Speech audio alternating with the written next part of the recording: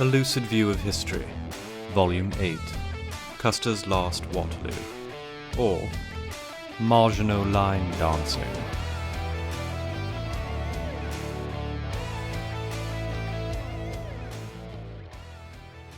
I'm excited for this week's episode, and I am glad you joined. Welcome to A Lucid View of History. Hey, have you ever said to yourself, man, I wish I'd known that? This week, we're going to talk about the monster under your bed. You're part of the cloud team. You're an SRE. You're the head of cloud. You're the CISO. Maybe you lead the SOC. You're the IT ops director. Maybe you're the CIO. Whichever one you are, I know what you're afraid of. When I was a kid, I had a ventriloquist dummy. At night, when it was dark, I'd wake up. I'd see him looking at me. I think I saw him move. And then, forget about it. There's no going back to sleep. Maybe you used to stand at the door of your bedroom and hit the light switch, immediately jumping across the floor to your bed so it couldn't grab your ankles. You know it. The monster. Rodents of unusual size? I don't believe they exist. But you still jumped for the bed. If I asked you to name the largest battle disaster in history, and no, Neville Chamberlain's craven capitulation doesn't count, I bet you'd say Custer's Last Stand. No? Maybe you'd say Napoleon at Waterloo. I'll let you argue in the comments, but fair warning, the Maginot Line wasn't a battle. Both Custer and Napoleon missed the monster under the bed, and it got him. Colonel George Custer got caught by the monster. His scouts told him that the 400 to 800 Plains Indians gathered were the most they'd ever seen. Custer thought he'd brought enough men. Following the battle, it was estimated by the surviving Plains tribes, because none of Custer's men there survived. It was estimated by them that there were 15 to 2,500 gathered, 3 times Custer's estimate. Custer's monster? He was sure he saw everything he needed to do, and then he acted swiftly. He missed seeing the monster.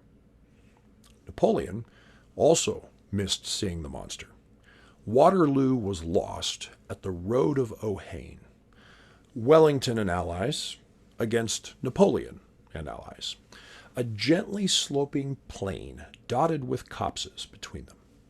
Wellington pulled his men back. Napoleon smelled weakness. Wellington's retreating. Charge! 3,500 heavily armored cavalry raced forward, streamers flying, hooves pounding an earthquake rhythm. Wellington's men made no effort to intercept. The cavalry raced on. Then the monster struck. You see, spanning the field, perpendicular to the cavalry charge, was a sunken road, the Road of Ohane. The cavalry pressed in tight, giving the armored horses their head, suddenly pitched off the cliff. Rows of cavalry followed them in, men and horse crushing men and horse, unable to slow, unable to turn, unable to escape the monster. Man, I wish I'd known. You think Custer would have said that? Man, I wish I'd known. Napoleon, with a French accent, n'est-ce pas? Boy, aren't you glad you're not Custer, not Napoleon? Or are you? See, each of our examples wished they'd seen. They lacked visibility. Now, they knew what to do. They knew how to do it. But they didn't know their environment.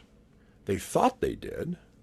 But, well, when I ask heads of cloud, CIOs, CISOs, How well do you think you're doing with identify?